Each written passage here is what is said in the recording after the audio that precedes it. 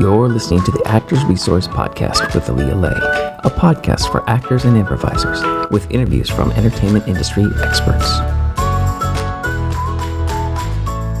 So today on the Actors Resource Podcast, we are so lucky to have Marti Mongiello. Marti is a double master's degree holding actor who has appeared in over 100 television shows on 3 continents. As a former White House chef, his greatest stage was American State Dinners, where food became his script. After achieving a 30-year military retired certificate and nuclear submarine service, Marti started shooting inside the president's cabinet for streaming and showcases. All the president's menus with Hail to the Chef playing in the background. As a polymath and polyhistor, Marti also has interests in being a polyglot, which has led to using a dozen accents on stage. Truly a classic actor starting in plays and an entrepreneur, he has moved into creating a new network with 8 shows called The Presence Network, and he's making shorts. So thank you so much, Marti, for being here with us today. Thank you. I'm just trying to have fun. Me too. Fun is good. I'm just pursuing the things that interest me. Yeah. So specifically, because you are literally certified a genius, but we're just going to streamline this particular podcast down specifically in terms of not even necessarily about your acting, but about your success and progress as a chef, a White House chef, inside the president's cabinet and your network that you've created. Can you start with how you first got that idea? And I'm sorry that because your life is super amazing and complicated and in depth, and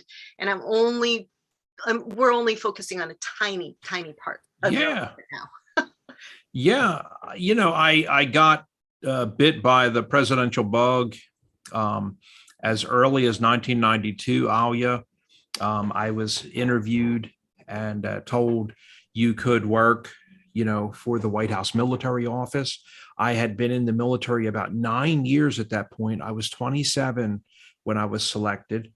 And the weird thing during that interview was, they said, we're not going to have you cook at all. We already received numerous letters and phone calls from admirals' wives, and you're known all over, the Eastern Seaboard. So no cooking tryout.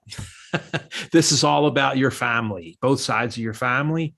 And can you pass through a top secret clearance with presidential touch to physically touch the president of the United States repeatedly throughout the day, make drinks. So, the proverbial silver chalice, the person bringing in the silver chalice and saying, "Here you are, Your Majesty."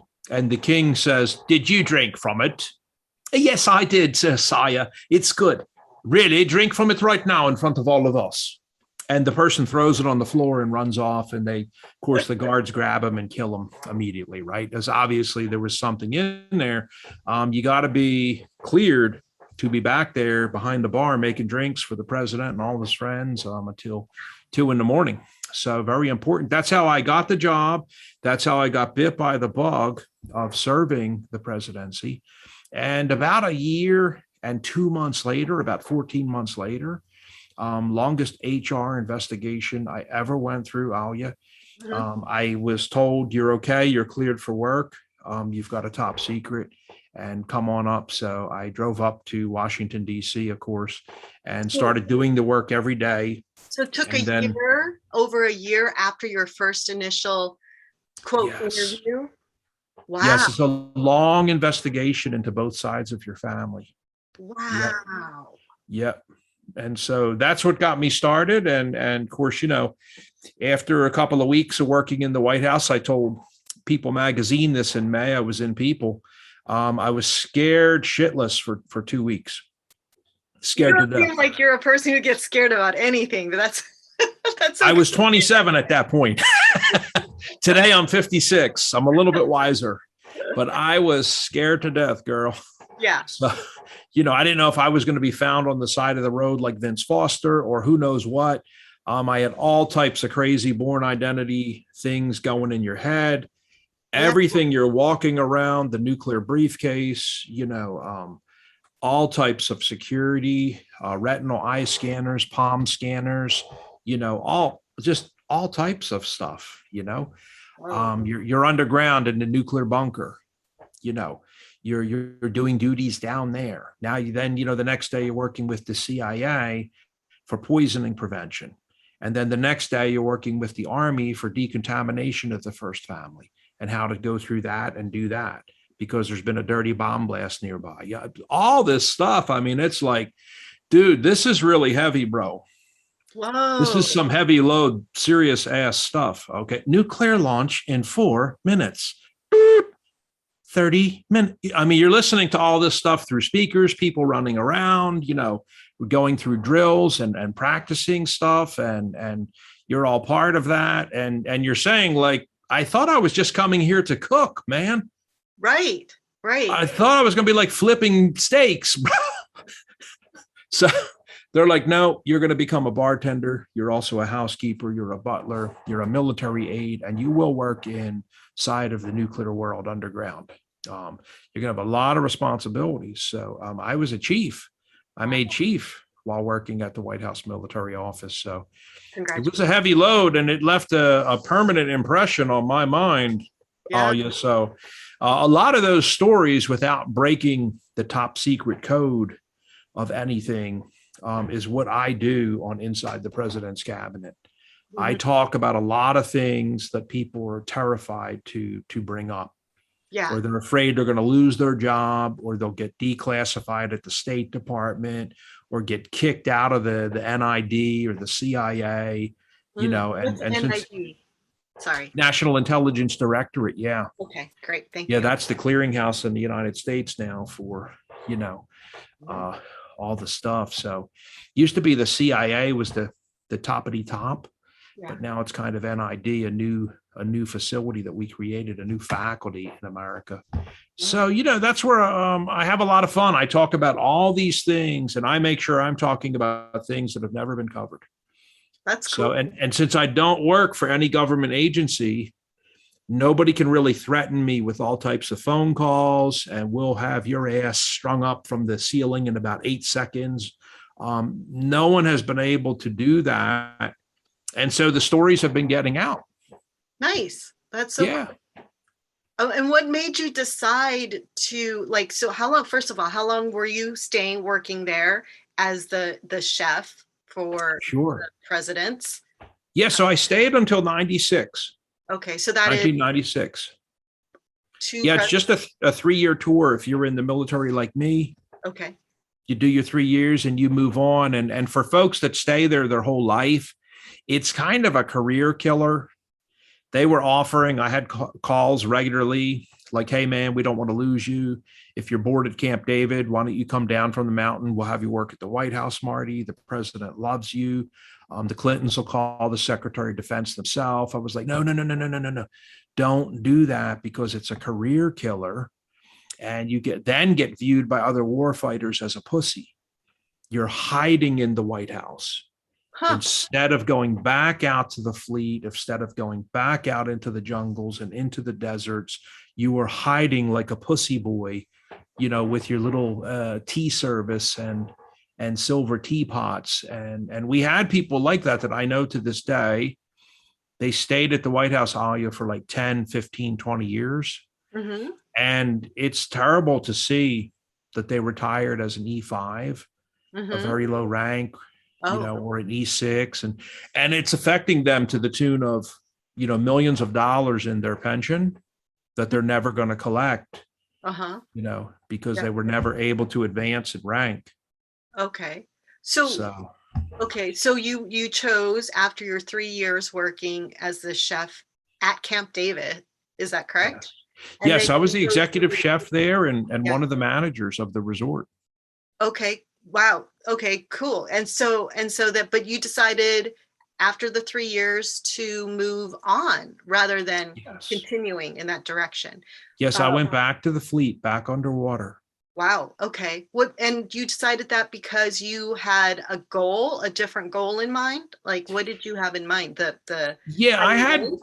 I had the pedigree of being a warfighter, unafraid to go to sea, which it's amazing how many people in the Navy are afraid of going to sea. They don't want to leave their families for months at a time and half a year and 8 months. And then it turns into you're going to be out for like 14 months and babies are born. And so they don't want to do this. And they're not a true warfighter. So in the military in America, the more diversified your career is with, Asian service, European service, desert service, sea service, I have over 8 years at sea and over 6 years overseas service, so, and I was only in 21 years, so that alone right there is almost 15 years of either sea service or living overseas. Wow. So, and I moved 26 times in 21 years across 3 continents. Wow. It was pretty damn rough to move 26 times. Yeah. So the Mayflower truck, that 18-wheeler that pulls up, and they give you a $20,000 moving allowance. And for 3 days, it's boxes with tape and all these men loading. I mean, 26 times in 21 years. And across 3 continents. that's wow. That's a lot. You were dedicated for sure. Because you could always leave. You didn't have to stay. I wasn't getting paid squat. And you weren't getting paid. The money that we make in the American military is dog meat money. Wow. There's people in LA I've talked to. They're like, dude, I'm making this war flick about World War II. But I've looked at what you make as a, principal military advisor for this film.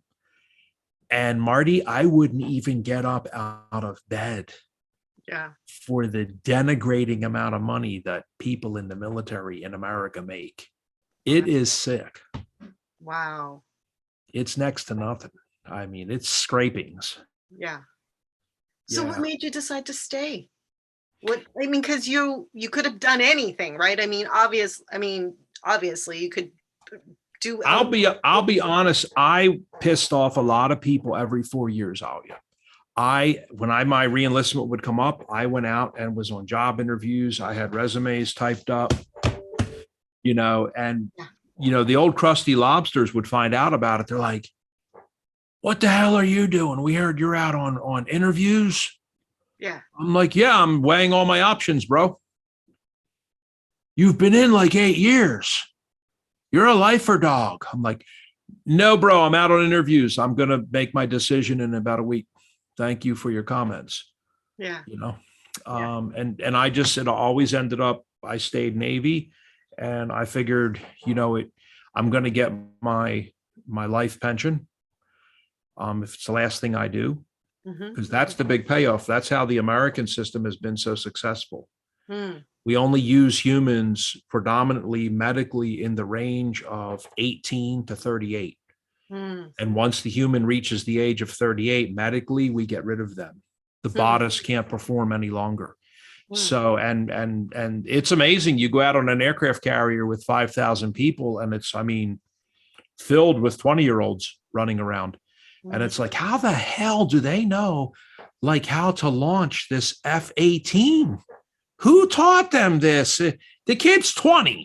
Yeah. It's like we have a very successful system. Now, when I lived in Europe, oh my gosh, I would go to meetings all the time. My friends from the other NATO countries would tell me, it's not like what you have with you. You're from, here I am 54, Marty, and I'm hoping I get my pension. I retire at 65, Marty. So we don't have like the same system that you do. You get to retire at 38. We don't do that here. Yeah. We run people into the ground physically here. And I'm like, holy crap, you gotta. And I come to find out on Earth, of the 205 countries, we're really the only one that has this system that uses humans for the 20 years. And at about the age of 38, you're gone. You're officially retired. Yeah, Oh. so we have a very young, powerful, strong, agile, capable battle force, and a lot of people are trying to figure out and unlock how does the United States do what it does with the most powerful battle force on earth? What are the secrets that they do? Yeah. They're trying to figure this out, and it's hard to replicate in other societies. It's very difficult. You can't just, Yeah. oh, well, we would do it here in France, so we would do it immediately. I'm like, no, you won't, because in your MRE package, the MREs that the Marines eat, yes, the MRE, we have an MRE here, Marti. Also, we have also the same version of the MRE. I'm like, yeah, in the MRE, you guys actually have foie gras.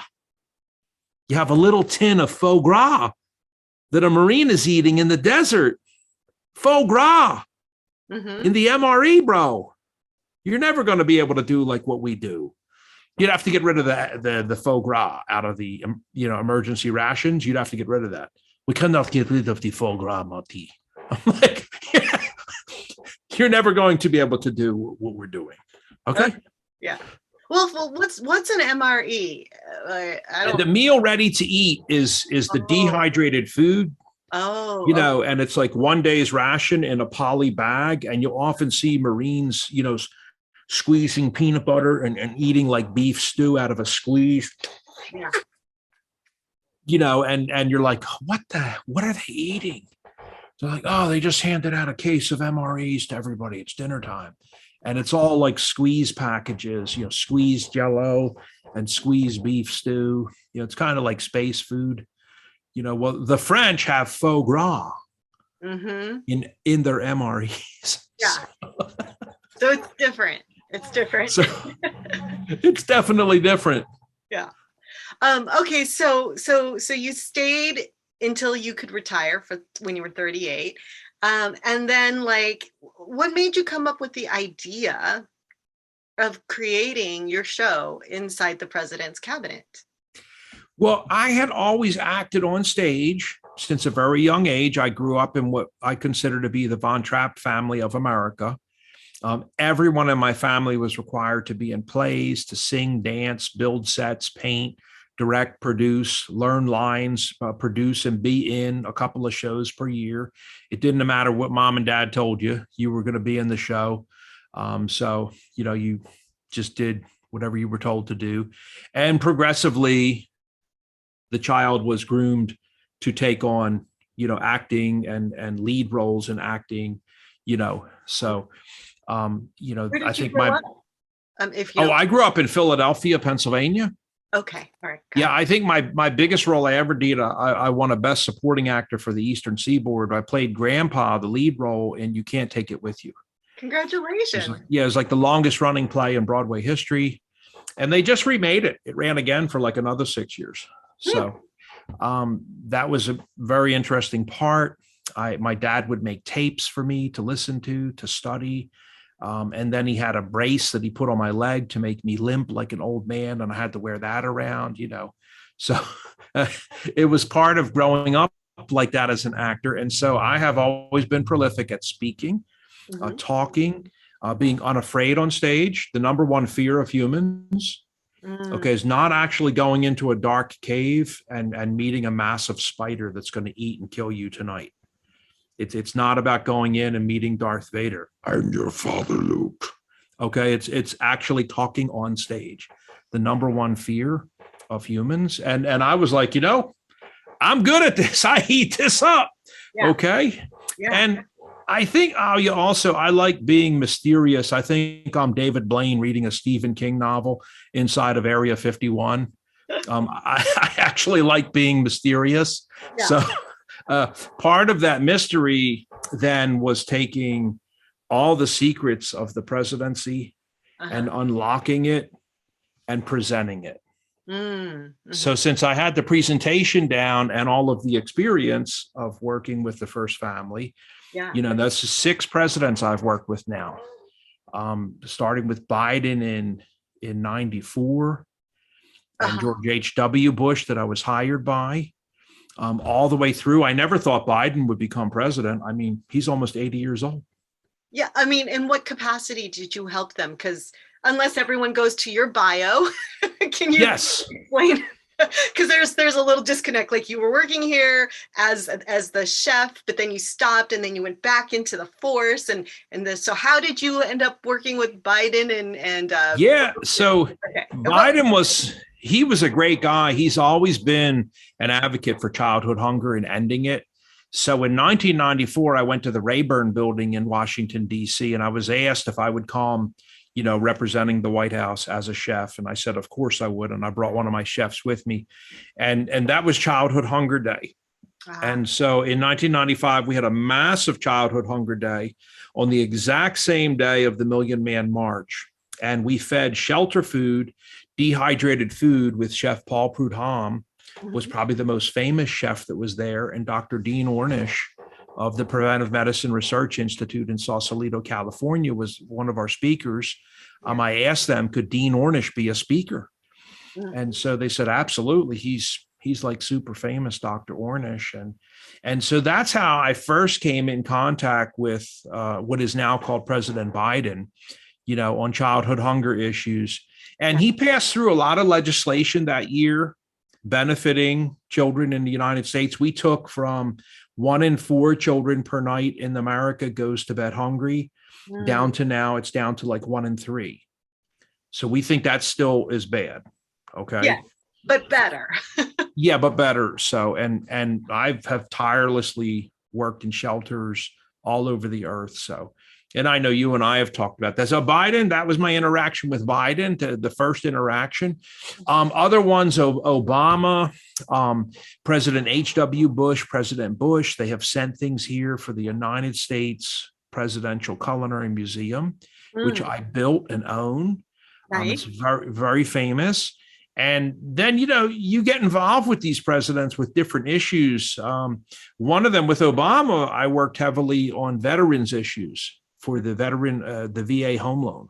Yeah. And how unfair it is and unjust it is to veterans who are not allowed to use it to open up a small business. So there's problems within the law that say any veteran that wants to empower themselves or open up a small business is forbidden from having a VA home loan if the domicile is being used for more than 25% of the square footage for the small business. So, and then, I had like several, when I started my bed and breakfast, I had several appraisers from banks call me. And they're like, yeah, I'm supposed to come out there to appraise this home today for a VA home loan. I looked it up online. Is it operating as a bed and breakfast? I'm like, yes, it is. I come back from the deserts. I started my own business. I've hired people. I've produced millions of dollars, $250,000 in taxes I provided to my state that never existed before. I won't be coming. I won't be coming. I need to get off now. Goodbye, son. The next one would call. Are you running like a business in there? I'm going to come in there with a laser and measure every room. So it was like denied, Alia, denied. Okay. And that's the message that we're telling veterans. Yeah. Marty. Oh, you froze for a second.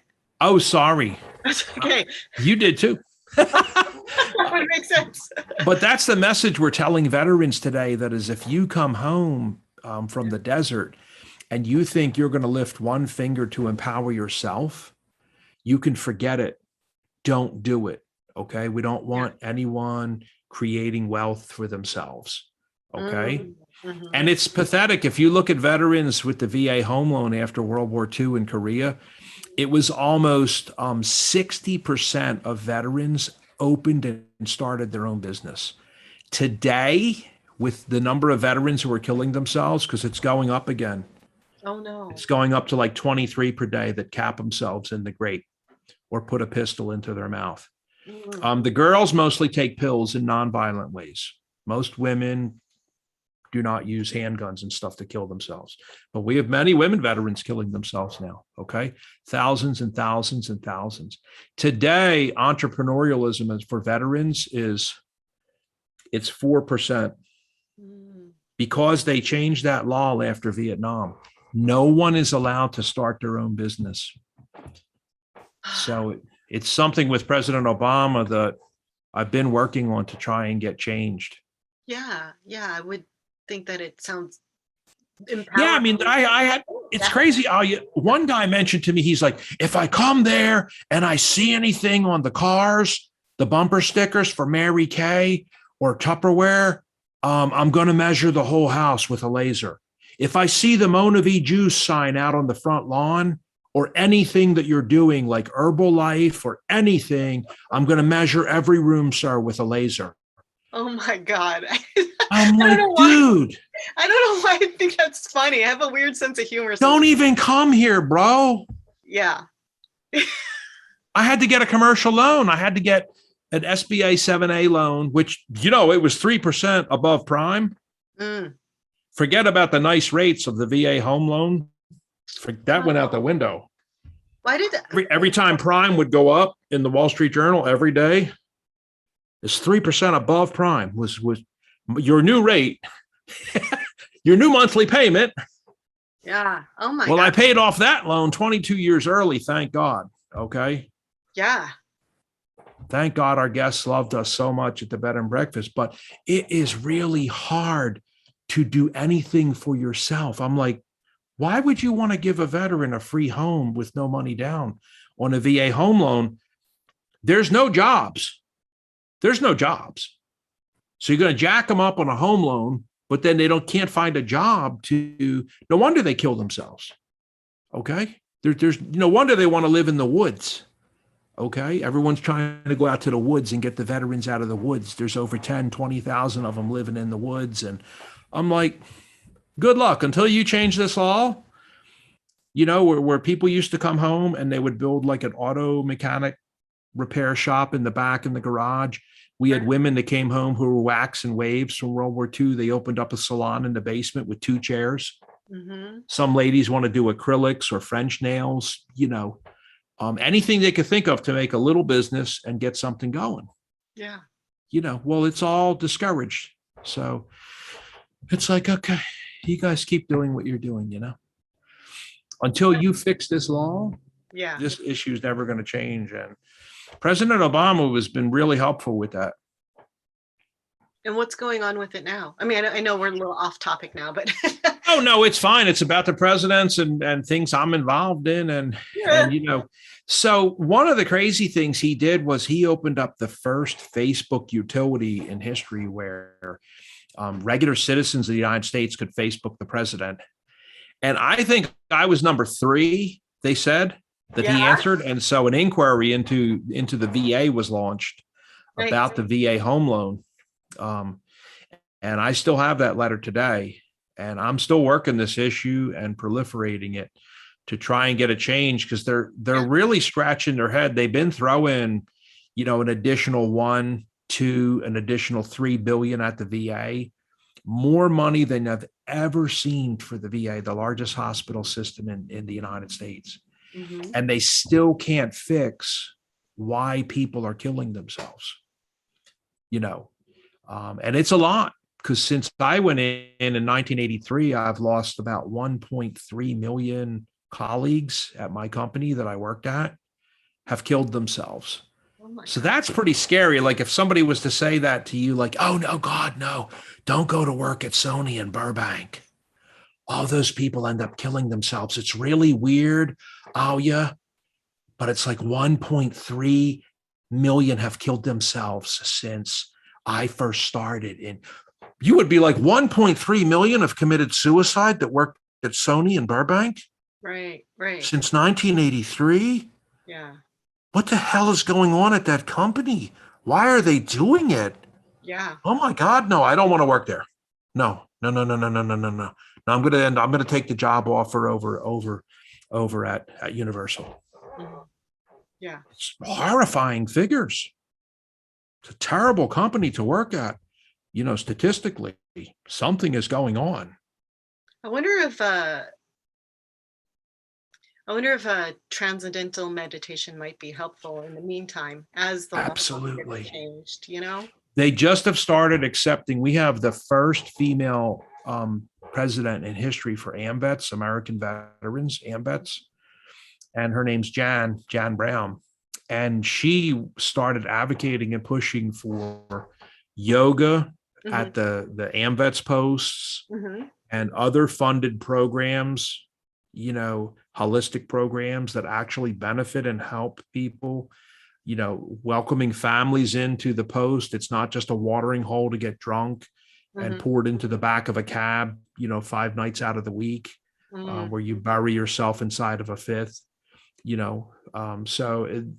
you're absolutely right. Well, thank you, Marty, for making headway on that. Those are just a couple issues that I've worked on with these 6 presidents. Yeah, they're all different. Yeah. All right, so back to I think the original question was like, what made you decide to create the your show Inside the President's Cabinet? And then and you already answered that, actually, because of your combination of talents, experience, knowledge, right? So that's great. We are coming up on time a little bit.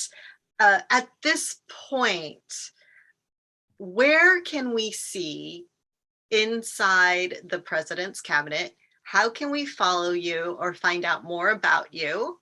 That's the first couple of questions. We're gonna wrap up with another question or two, and but first, so I hide out at InsideThePresidentsCabinet.com. There are all of we're going into season 4 now. We just started with Paul Brandis. He has spoken at 7 presidential libraries. He authored 4 books on the White House and the presidency. He also sits as a trustee on our board at the museum. And Paul has worked for about 25 years in the White House press pool as an accredited, correspondent. And he's with West Wing Reports and, previously, of course, lived in Moscow and reported for major news stations, the top 3 networks, and decided to come back and live in the United States and do his thing at the White House every day. So he kicked off season 4 at InsideThePresidentsCabinet.com. Nice. Is there anything else that you personally would like to promote? No. I mean, I am excited about doing that short my first short. As a fake producer. As a fake producer? I'm trying to enter into the world of film.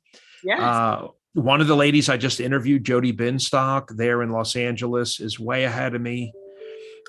Jody has done stuff for Lifetime and the Snow Globe Christmas, and of course Netflix and ABC. And so I'm trying to figure out the world of making a film.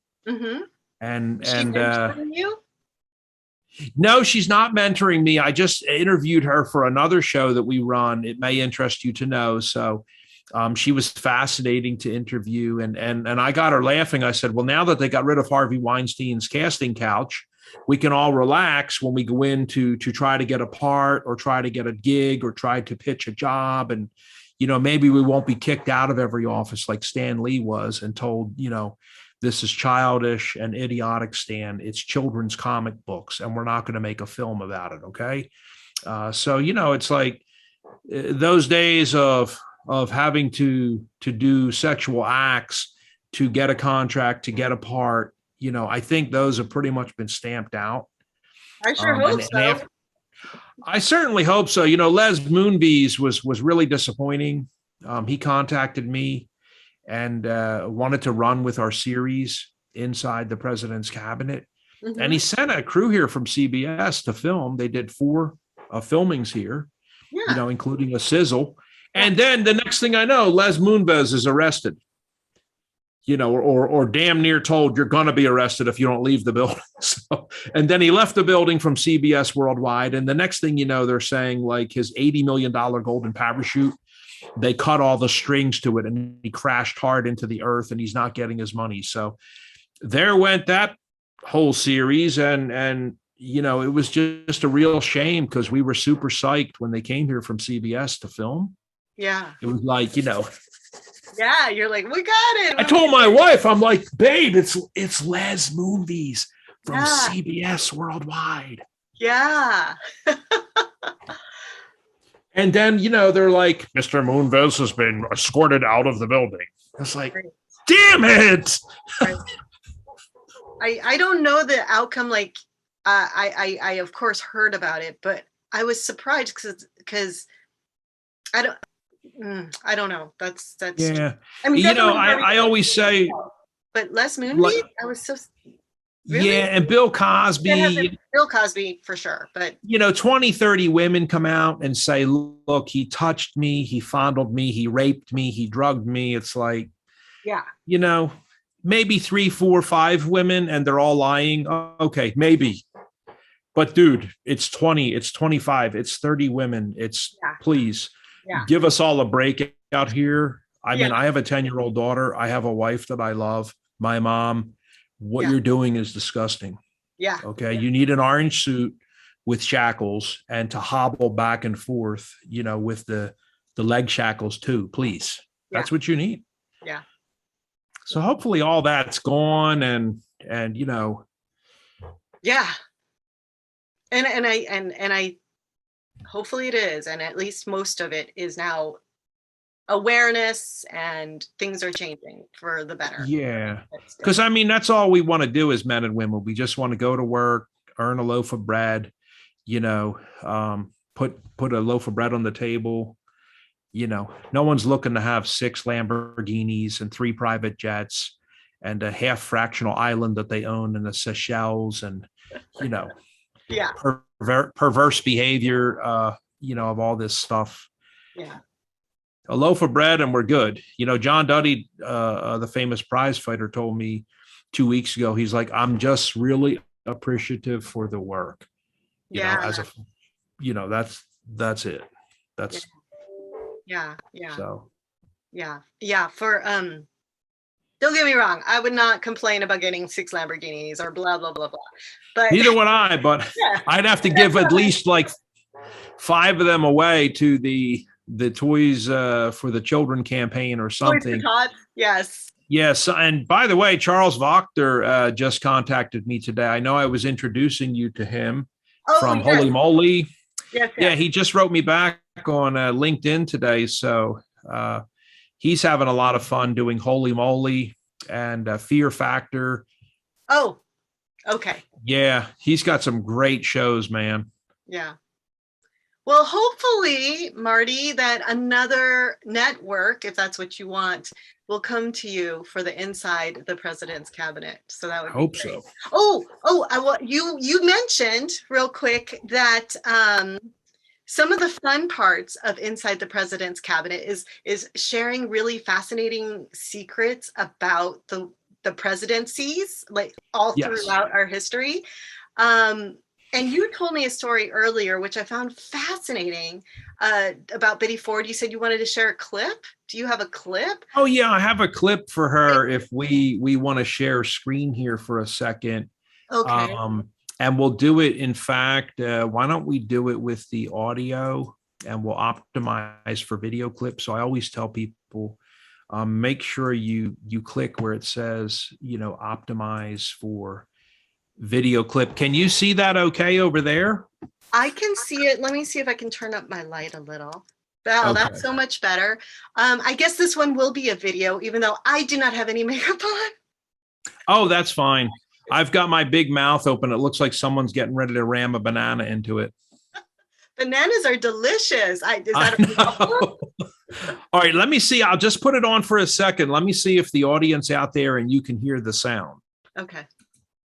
Hey, everybody. Chef Marti Mongiello again here at the Presidential Culinary Museum. And all right, can you hear that? Yes. Okay. All right. This is not long. It's only a couple minutes. I'll put it on. We'll have a few laughs, and then we'll talk about it after. That sounds good. Today, we're going to take a look at Betty Ford, one of my favorites, on Inside the President's Cabinet. Look at your short hair, Marty. Yeah. My hair was short. Look at that. Betty Ford is one of my favorites in today's day and age with times up and many things that I have supported financially, as well as my wife. She is extremely outspoken, and you can see her here smiling with her husband, Jerry, and their dog. Jerry played football. He was an NFL almost. He was offered 2 contracts in the NFL. Oh, That he sent to me when I retired. Martin, excuse me, but I think somebody may have put a cigarette butt into an angel's hands out in the dining room as a joke. I think maybe a guest did it, Martin. And they'll come into the kitchen and get me. And I have to tell them, oh my gosh, no. The First Lady of the United States did that. Don't worry about that. They're like, what? I'm like, yeah, you didn't read the thing. Isn't she a scream up there on top of the table in the White House? Yes. Libation. There's a placard up on the wall about the First Lady used to smoke. She would go out onto the brand new balcony, the Truman balcony, and she told the New York Times herself, I did a devilish thing. When I would come back into the yellow oval living room, I would take one of my butts and put it into an angel's hands on a vase, and I would put them in there. And if you had to live with Richard Nixon's aseptic furniture that he left behind, hundreds of thousands of dollars with brand new furniture, and there was pretty much no way that Jerry and I were going to get brand new furniture. So not after all of that expense that they had authorized. So, and Betty often would march in Now for you young ladies today, and ERA. She was at the front of those marches, and people were aghast. Her girlfriends would even pull her aside and say, how can you even be out there marching with all of those women? I mean, honestly, Betty, it's so inappropriate. And she really did not care, guys. And Sheila Rabb Weidenfeld will see the cigarette butt one day and mentions it to the First Lady. There is a cigarette butt in that angel's hands over there, First Lady. I put that there every day to see if these housekeepers have noticed it. It's amazing that you saw it, Sheila. It's very interesting. Yes, she said, oh, yes, ma'am, you're putting that there every day. Do they know about it? Well, no, of course they don't know about it. I'm waiting to see if they see it, okay, if they notice it. Yes, so somebody might have tipped off the housekeepers on our staff. Remember, I was a butler, a housekeeper, a chef, also a bartender, and a military aide, okay? So somebody might have tipped off amongst my friends that, the First Lady's targeting you guys upstairs. You might want to, yeah, okay. So that doesn't last forever. She's not doing that forever. This is well published in books like The Residence, and Betty herself mentioned this in a huge article, beautiful, in the New York Times, that she did this. Often people have wondered, well, I wonder why she smoked and drank and took pills, because she did have a pills addiction also. Okay? And if you are receiving over 100 letters per week attacking you and the president for the filth of your Christian behavior, and many of the letters, guys, there's only so many that can be read, okay, therapeutically by Betty, and there's many of them that one has to go to the service. Saying that one's threatening, that's actually threatening bodily harm, that goes to and yes, this is a huge problem. What are the letters so angry about with Betty? Why is she drinking? Okay, the letters that are coming in, people are very, very, very pissed off that they are sleeping in bed together. Can you believe the gall and audacity? And Betty inflames the situation and says, well, I think that's very popular for husbands and wives to sleep together. There's billions of us on this planet. And why don't we issue a formal response to that to the press? Have this typed up. It's just going to be one sentence. And people in the press get the official response. Okay, so this is on the First Lady's letterhead. It says, well, just one sentence, is the president supposed to be a eunuch? Question mark. That is her official response, okay? And she says, this is not the Dick Van Dyke. How's that for an answer, Alia? Wow, she is bold. I love it. Is the president supposed to be a eunuch? Woo. Woo. Yeah. We're not going to go back to having the separate bedrooms and okay? I don't think we're doing anything that's filthy within Christianity or anything like that, okay? This is just normal behavior between adults, okay? And we're married and in love with each other, so. Also, the letters mention things like, this is a fake president. Not a single person ever voted for this man to become president. Let me tell you something, Alia. These things are so outrageous. I have had people attack me and tell me that I'm stark raving mad or need therapeutic care myself. Wow. The level of fraud that I have dreamed up of this outrageous stuff that I'm proliferating never could have happened. And they go back and read the New York Times and the various references. I warned our filmographer and producer, you better put the references from the newspapers up in this footage and highlight them, because people think that I am in need of therapeutic care, that this stuff never could have happened. And so that's why we're doing that. The United States. And within history, a lot of our students today are wondering, how is it possible for a person to become president of the United States and never have been voted in, okay? Don't forget, the vice president was offered to either resign, Spiro Agnew, or to be arrested, okay? So he is already gone, and that's how Jerry came in to become the vice president. And you armchair historians out there who are wondering how this is possible, especially all of our young friends and colleagues, this is some fascinating stuff to look up. Now, I do want to mention, bear in mind that Betty knows that she is a drunk and has a problem, and she will later on say in speeches up on stage that I cleaned myself up. I had a family intervention in the living room one day. It was about a year after Jerry and I left office. I said weird things like, how am I a drunk? I never fell down, stumbled, or said anything inappropriate on stage, not even once, okay? And also, I never finished a whole bottle by myself. So how do I have a... Becomes the first CEO of a wonderful thing on earth. It is called the Betty Ford Clinic, and it is going super strong these days. Do you know that it is the Hazelden Betty Ford Clinics all across the United States? And if you have a challenge in life or a problem, if it's opioid addiction or drugs or drinking or sex or whatever it is, if you're a rock star, a politician, a musician, or an actor, you have a place to go now, and the public is quite accepting. You know, if you just honestly say, I've been having some problems, I may have an addiction, Thank you, Betty. I'm putting myself, I'm going to the Hazelden Betty Ford Clinic. So be thankful for Betty Ford that she had the strength to do this and to come out and to help people. Thank you, Betty. And to put herself into rehabilitative therapy. And she does restore and clean up her entire life. So be thankful for her.